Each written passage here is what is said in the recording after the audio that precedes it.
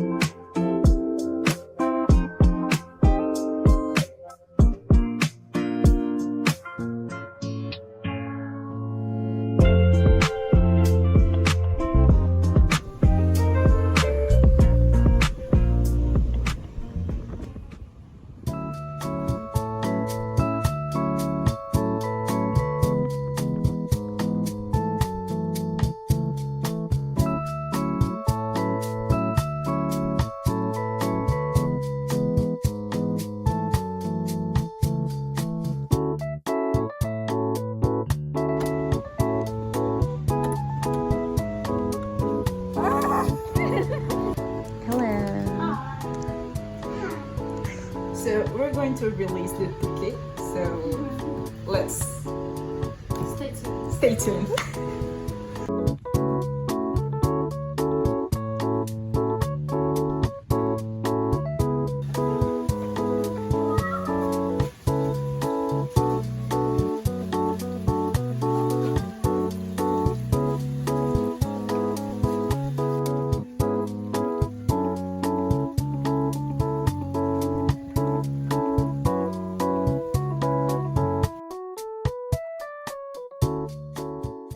Aku kenalin dia ya Kak. Ya. Aksara. Ya, itu teman-temannya juga. Kami dari Fakultas Inggris tahun 2022 dari Universitas Andalas. Jadi tujuannya kami ke sini tuh kami ingin mengeksplor lagi tuh kan ada namanya penangkaran penyu,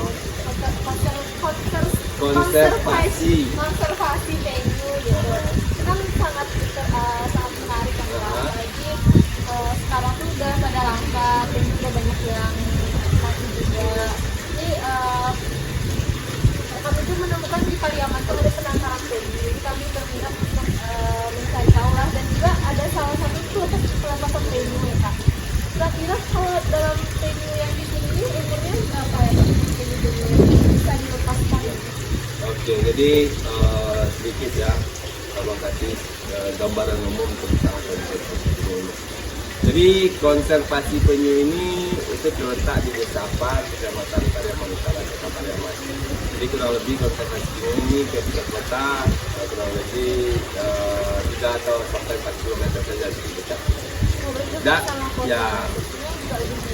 Dan Pariaman ini sendiri mempunyai ada 5 pulau, Pulau Kasia, Pulau Kedua, Pulau Tengah, Pulau Juang, dan panjang garis pantai kota Pariaman ini hanya kurang lebih 12 km.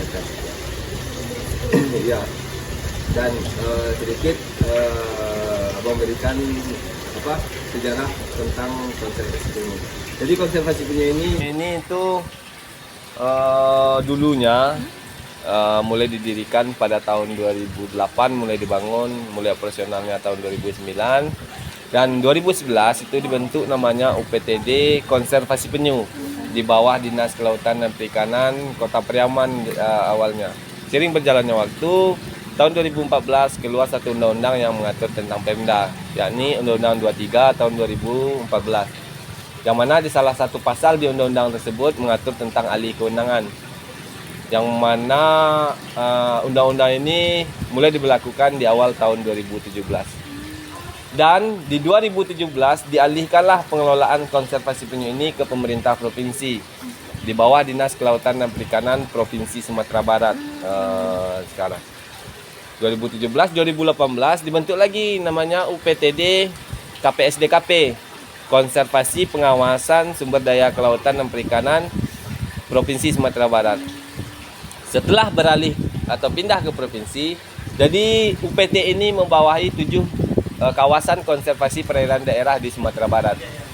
mulai dari pesisir selatan itu ada di Pulau Karabak Kete. Jadi kalau yang di Pulau Karabak Kete ini kita melakukan konservasi secara alami. Jadi penyu-penyu yang naik ke pulau itu bertelur, menetas di sana, dan setelah menetas dia akan lepas atau kembali ke alamnya secara alami tanpa bantuan manusia. Ada lagi di Kota Padang. Kota Padang kita ada di Pantai Air Manis. Kalau adik-adik nanti pergi ke Pantai Air Manis, gerbang masuk sebelah kanan ada musola, di samping musola itu adalah kantor UPT kami. Ada lagi di Kota Pariaman di sini, Kabupaten Padang Pariaman ada di Gasan, Kabupaten Agam di Tiku, Pasaman Barat di Pulau Panjang, dan Selat Bunga Laut Mentawai ada di Seberut Baradaya. Dan bukan hanya itu, di sini kami juga melakukan konservasi di perairan umum. Kalau untuk perairan umum kita ada di Danau Singkara sama BBI Sincin. Jadi kalau untuk perairan umum kita khusus konservasi ikan-ikan endemik di Sumatera Barat. Kalau di Danau Singkara kita konservasi ikan bili, ikan endemik Sumatera Baratnya. Kalau di BBI Sincin itu ikan gariang. Kita lagi proses pengembangan ikan gariang. Ya, terkait dengan penyu. Mungkin adik-adik tahu apa itu penyu. Jadi penyu itu adalah reptilia laut yang menghabiskan hidupnya di laut. Jadi hanya penyu betina saja yang naik ke daratan untuk bertelur.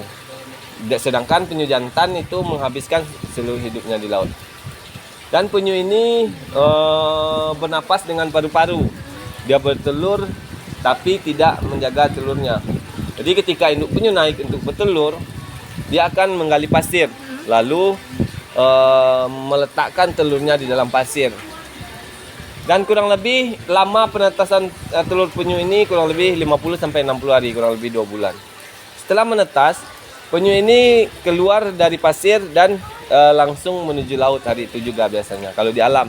Tapi kalau di sini sarang-sarang yang kita tetaskan itu masih kita dapat dari alam. Biasanya kita dapat dari bapak-bapak nelayan atau nelayan di sekitar kawasan. Kalau yang dapat telur penyu dia akan antar ke sini, lalu kita tetaskan di sini dengan lama penetasan kurang lebih 50 sampai 60 hari tadi. Dan setelah menetas, tukik-tukik yang sudah menetas itu 75%-nya langsung kita rilis hari itu juga. Sisa yang 25% gunanya untuk sosialisasi, edukasi, dan penelitian.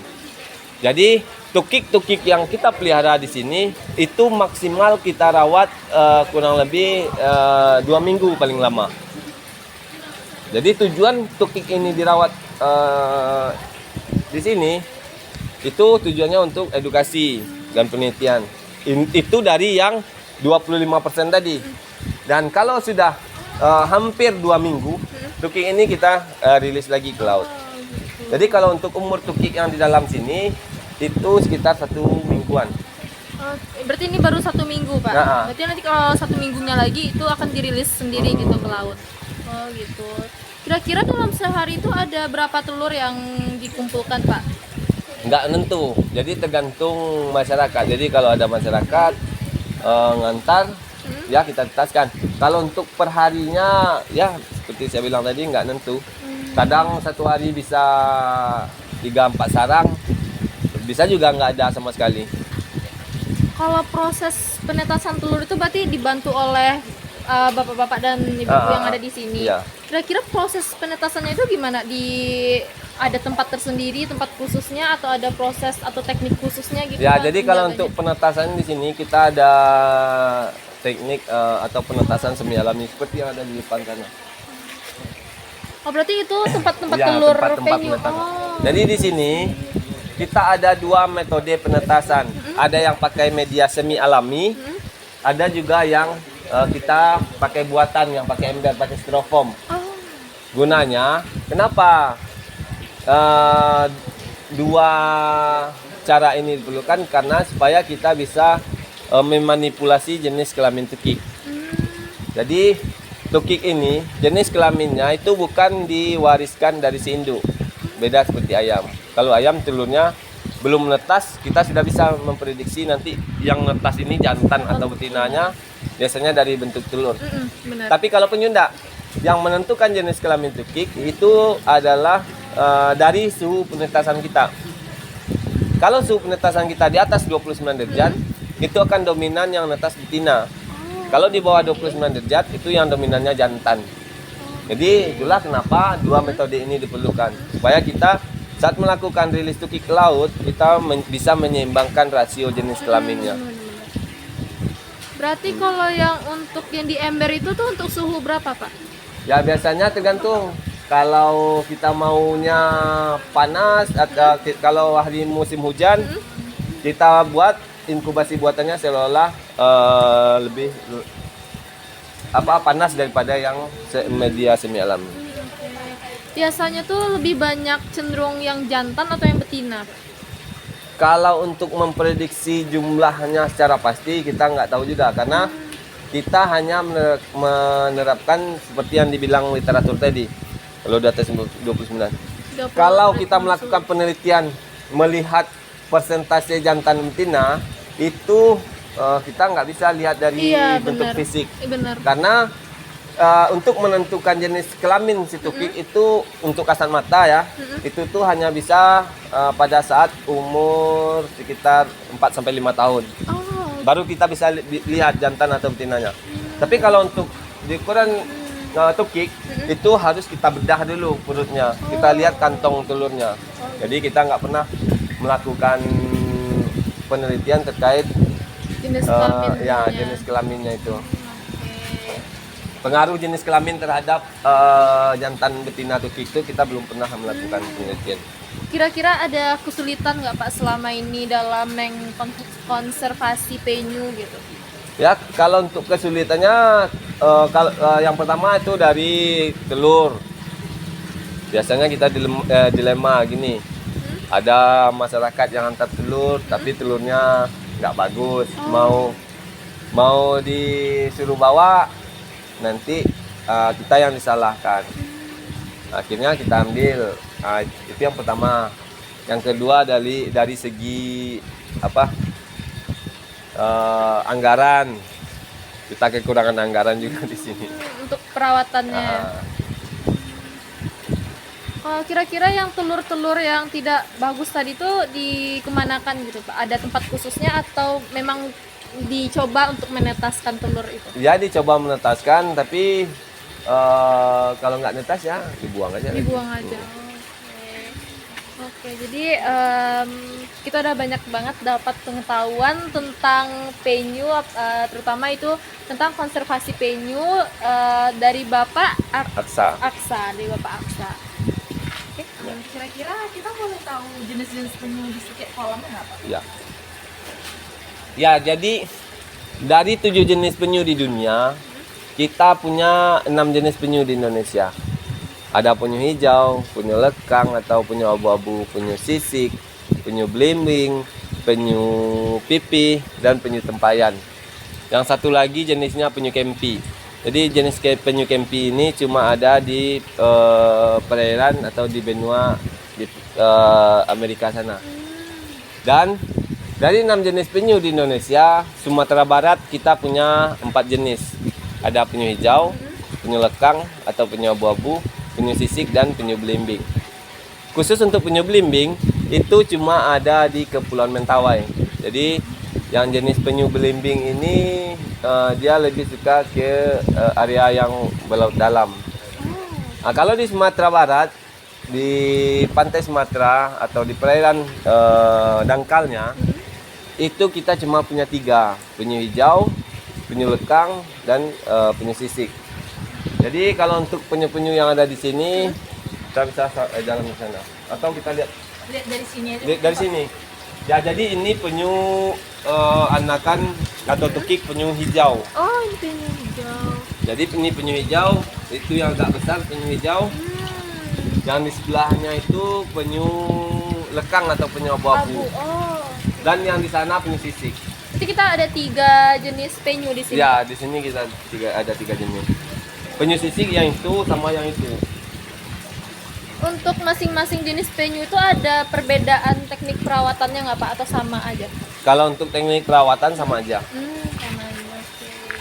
Pemberian pakannya di sini setiap jenis sama. Kira-kira iya Pak, Tapi kalau di alam, kalau untuk pakan beda jenis, beda pakannya biasanya. Contoh penyu sisik. Penyu sisik dia memakan spong atau soft coral. Penyu hijau makan lamun atau rumput laut. Penyu lekang makan ubur-ubur atau tripang. Jadi kalau di sini kita beli karena pakan alaminya itu sulit kita dapat. Kita pakai pakan ikan. Oh, pakai pakan ikan. Biasanya pakannya kita kasih itu setiap hari. Biasanya sore hari. Oh, sore hari. Hanya sekali sehari, Pak. Oke. Jadi untuk bayi-bayi penyu ini namanya tuki ya, Pak. Ya. Tuki. Itu kan masih warnanya hitam nih, Pak. Nanti bagaimana cara kita mengidentifikasi ini adalah penyu hijau, ini adalah penyu abu? Ya, nanti kalau untuk jenis penyu itu kalau dari yang sudah netas itu gampang sekali membedakannya. Kalau penyu hijau, kalau penyu abu-abu, Ya. punggungnya itu karapas yang atas itu hitam, di bawahnya hitam juga plastronnya. Oh, oke. Kalau penyu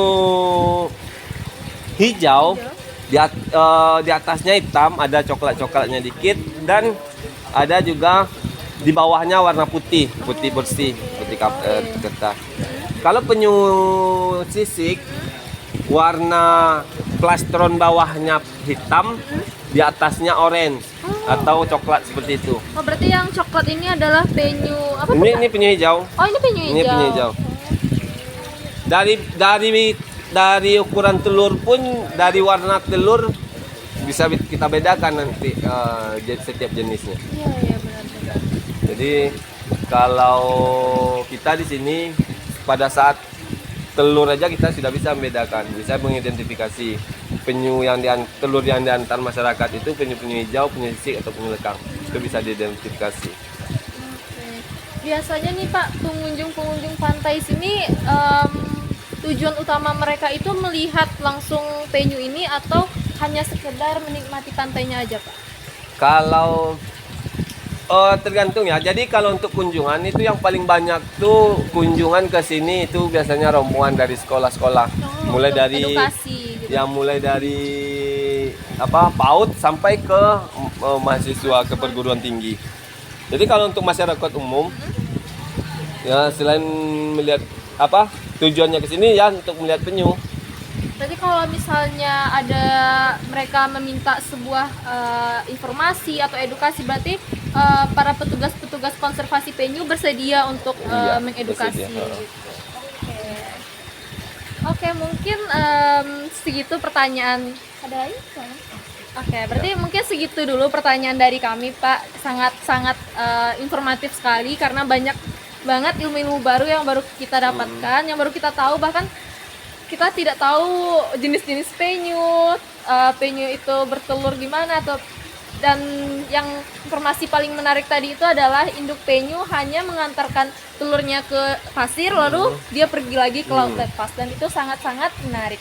Oke, mungkin sekian dulu ya, Pak, tanya-tanya. Terima kasih banyak. Mungkin kami akan mau langsung mempraktekkan cara pelepasan penyu ke laut lepas. Oke, terima kasih, Pak.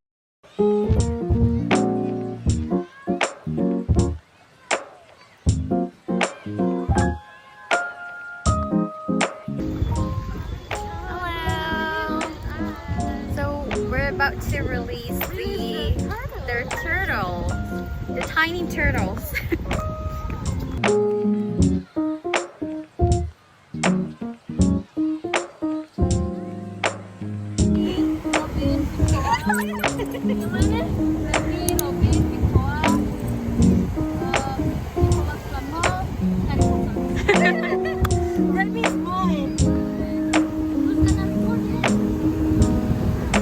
Satu-satu.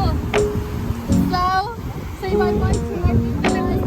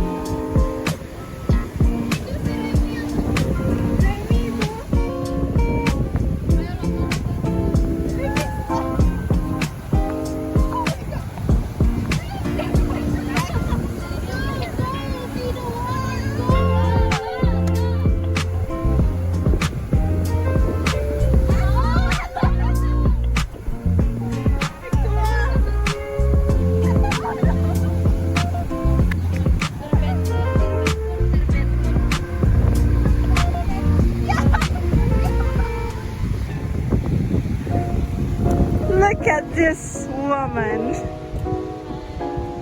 we're enjoying the scenery of the new beach. And look at that, that's our baby's Hercules. Yeah, let's see the more. Hi, our baby. See you in another one. Yeah, enjoy the ocean blue. It's so good though.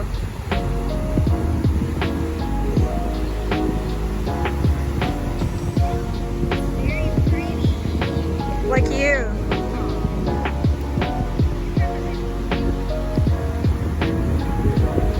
Look at this woman. Swing, swing.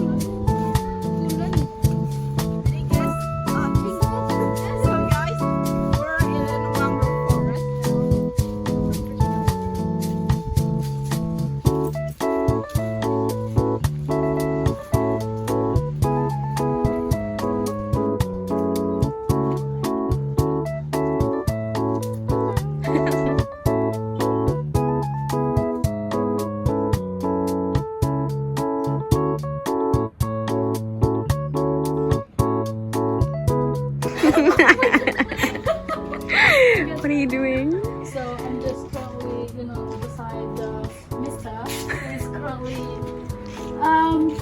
fishing. Fishing. So he's not got any fish yet. But as you can see, the thing that he used to catch the fish is prawns, the mini prawns, and it's still alive. If you want to see, you can touch it. It's